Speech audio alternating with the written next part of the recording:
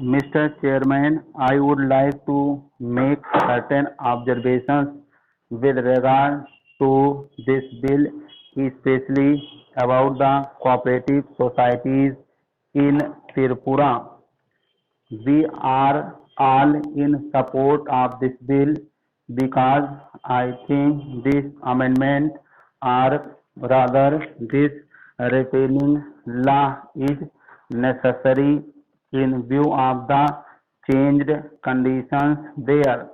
But then it appears that the problems of the cooperative organizations and societies in these areas are states. Tripura and Manipur cannot be solved merely by having a uniform set of cooperative laws. Laws are very important, and in that respect, certain changes are undoubtedly called for. Here, sir, I would like the government to take note of certain things which are there at the moment in order that they may take steps to improve them. First of all, I should like to point out that in the tribal areas, especially among the tribal people of Tripura, there is great need for expansion and development of cooperative societies. It appears that about 70%, according to my information, of the population are to be included or brought within the range of the cooperative societies. At the moment, cooperative societies are very few and they are not functioning well. Somehow or other, the bulk of the people have been left out of these cooperative societies. The most important function that the cooperative societies fulfill at the moment is, of course, the provision of rural credit, and there is no doubt that this is an important aspect of the work of the cooperative societies and that has to be expanded. At present, people do not get adequate relief or rural credit through the agencies of cooperative societies, and so they remain more or less the victims of the traditional money lenders of the countryside. Tripura or Manipur is no exception to the general rule that is prevalent in this regard. Therefore, it is important that the cooperative societies should be provided with adequate funds so that the credit needs of the people, especially of the very downtrodden people in the tribal areas, are adequately and promptly met. Next, about the management of the cooperative societies, I have to say that most of these societies are not run well.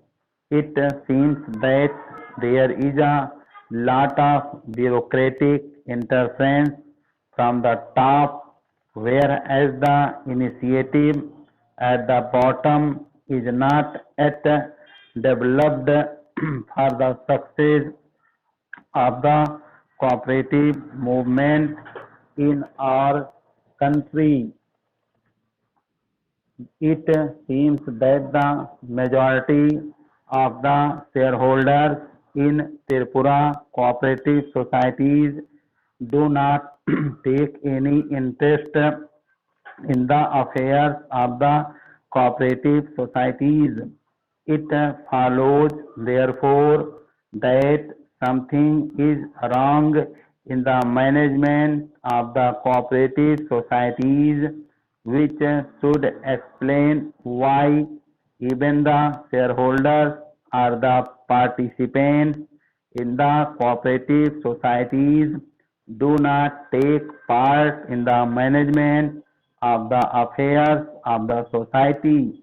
The government should pay attention to this aspect of the matter and see that the cooperative societies are not controlled by a coterie of people, but they are more and more controlled, and in a very good way, by the majority of the shareholders or the participants in the cooperative societies. In this connection, naturally, the work of the cooperative department assumes certain importance and urgency. At the moment it appears in Tripura, especially, that the cooperative department is not so much interested in getting the popular cooperation in drawing the people into the activities of cooperative societies, as in somehow or other carrying on what they understand to be the more routine job. The result has been that the little that could be done with the existing setup is not being done, and there is considerable discontent among various sections of the people. I have been informed from there that some relief officers themselves occupy positions of chairmanship, vice chairmanship, and secretaryship of all the societies, and the people are left in the background.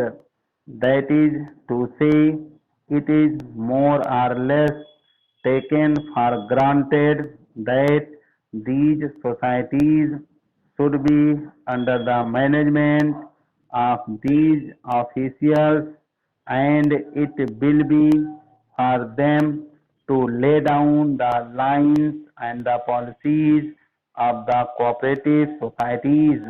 I think this is another matter which should be seriously considered by the government, whether even if this arrangement is permissible in law or under the rules, this arrangement is suitable or expedient in the situation in which these societies are functioning.